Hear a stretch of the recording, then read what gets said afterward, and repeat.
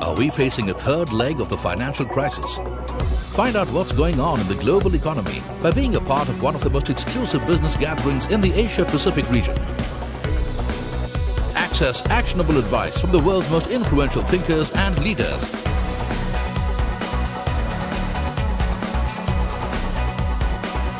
At the Credit Suisse 19th Annual Asian Investment Conference, this April in Hong Kong, on CNBC-TV18. This is TV18 and you're watching CNBC-TV18.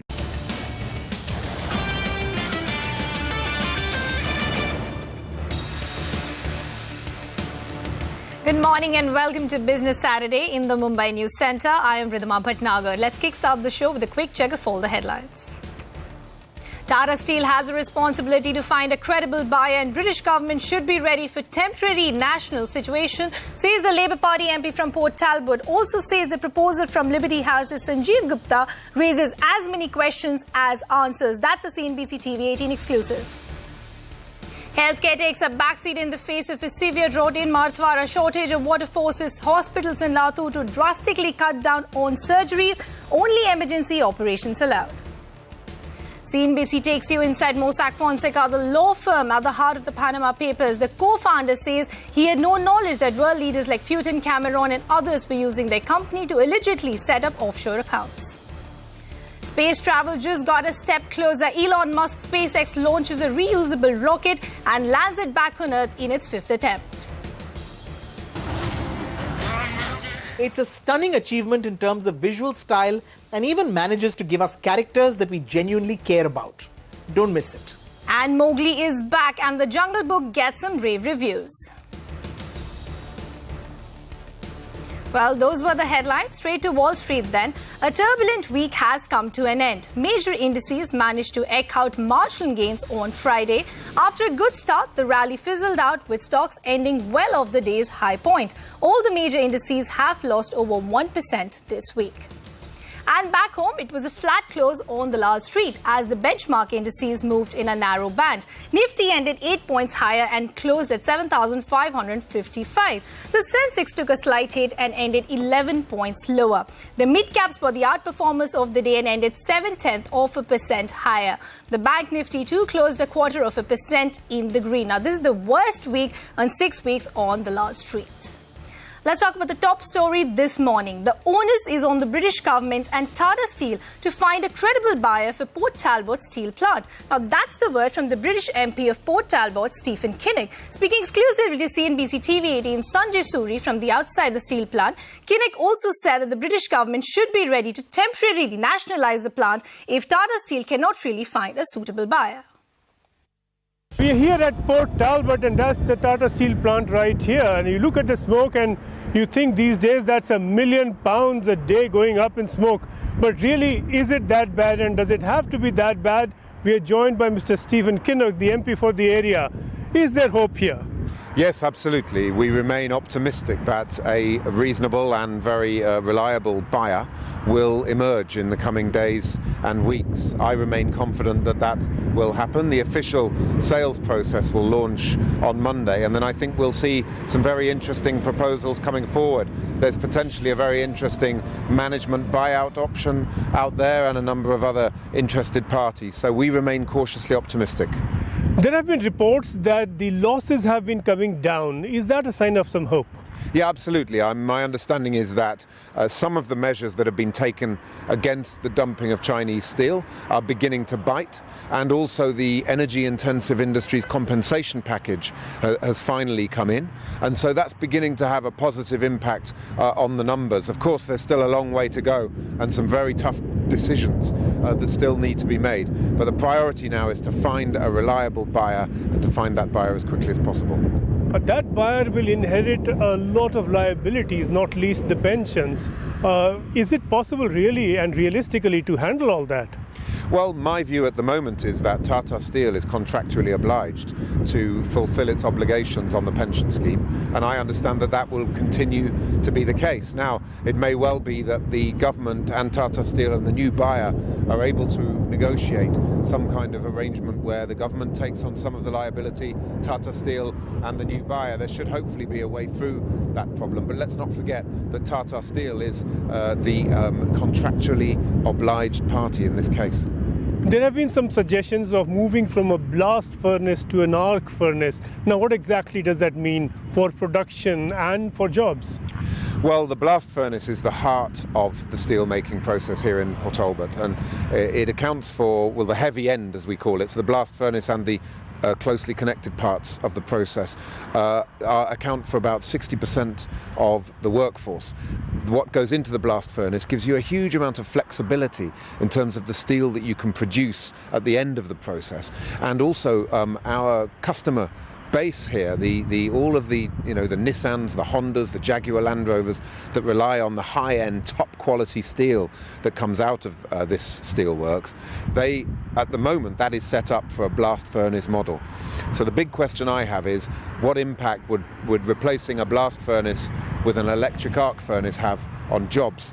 And also, what impact would it have on the integrity of the order book? We must retain the customer base here for the Port Talbot Steelworks. So Mr. Gupta has come forward with some interesting proposals, but I think there are at least as many questions as answers in what he's suggesting.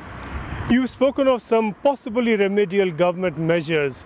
Could these include, in some form, a government buyout? Well, what we know is that the British government has been a complete shambles on this for years now. They've failed to deal with the dumping of Chinese steel. They've taken too long to help on energy. They've taken too long to do anything about procurement and making sure that British steel is at the heart of our infrastructure project. So it is time that they woke up.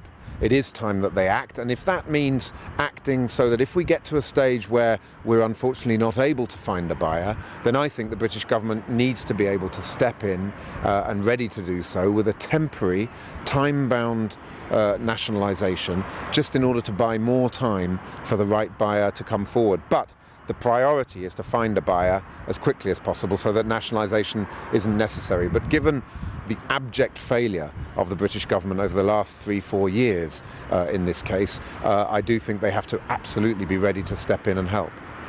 To facilitate a buyout and given the liabilities, would an option be to sell it for free?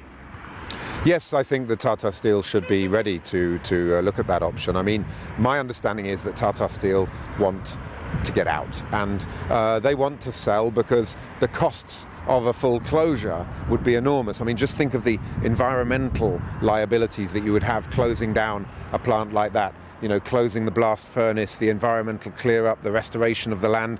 That is a liability that I think Tata Steel do not wish to carry. So I think they're ready to do whatever it takes to make the sale happen. They have been, fair play to Tata Steel over the years. They've invested a lot of money in the UK steel industry. It hasn't worked for them. They've taken a choice to move on. The key now is for us to move on and find that responsible buyer that we really must find. And it's up to Tata Steel to give us the time to do that as well. It's the Tata Steel and the British government need to work in partnership, because this place is the beating heart of my constituents here. It's the beating heart of our economy, and it's through the supply chain as well, the entire UK steel industry. We're looking here at potentially 40,000 well-paid jobs. So this is of massive economic significance. We need the government to step up to the plate, and we need Tata Steel to hold its nerve. The Panama Papers claim to expose how many world leaders used a law firm in the Panama City to set up offshore accounts. But the company at the heart of the crisis, Mossack Fonseca, denies any knowledge of world leaders being on their clients' list. CNBC's Eamon Javers reports from Panama City. This is the Marbella neighborhood of Panama City. It's a part of the city where we've got a lot of medium-sized businesses, banks, law firms, and behind me are the offices of Mossack Fonseca. That's the law firm at the heart of the so-called Panama Papers scandal. Earlier today, I had a chance to sit down with Jürgen Mossack and ask him, as a named partner who was one of the founders of this firm, why he thought all of these people from around the world were coming here to Panama to do business, and whether or not he knew all of the big political names that were benefiting from the business that was done right here. Here's what he said. Did you know that Vladimir Putin's aides and associates were using the services of Mossack Fonseca? No.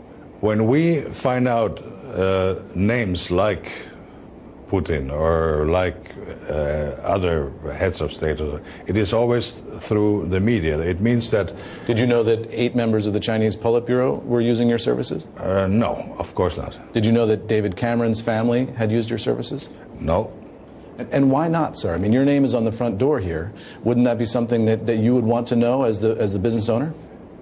Whenever we find out that there is somebody behind or that through the media, and that's how it normally happens, that there could be somebody, a personally exposed person behind a company that was formed by us for a professional intermediary, then we start investigating.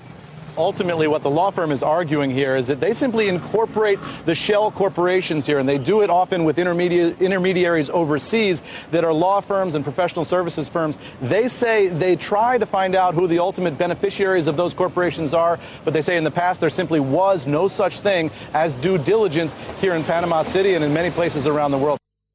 Space travel just got a step closer. Elon Musk's SpaceX has managed successfully to launch a rocket and bring it back to Earth. Now, this is the 5th attempt and finally a successful one. CNBC's Jane Wells reports from Cape Carnival in Florida on the moment the rocket took off. T-minus 10, 9, 8, 7, 6, 5, 4, 3, 2, 1. Engine ignition. Liftoff of the Falcon 9 rocket with science for today and for deep space exploration tomorrow. Falcon 9 has cleared the towers. Guys, I have to tell you, there is nothing like seeing this in person.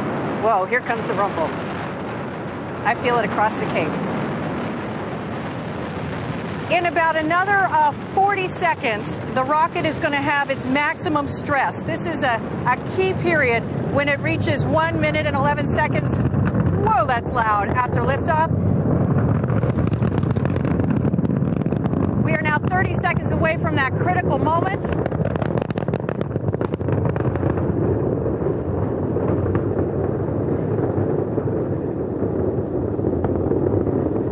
Seconds away from maximum stress on the rocket.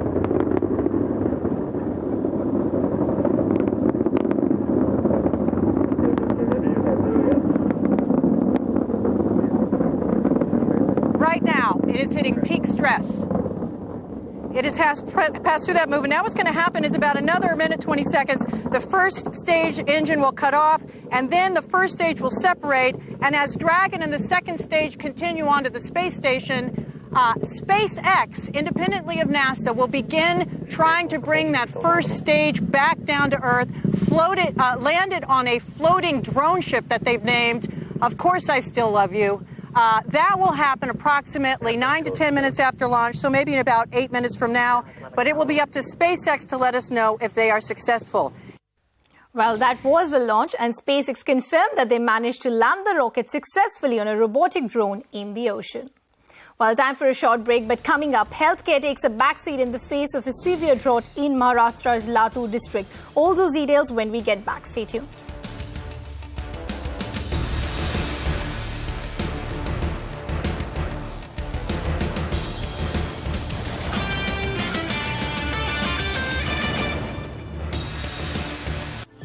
Hi, which one's the Indian car of the year? This one, sir. The Grand i10. Indian car of the year? Sir, this one.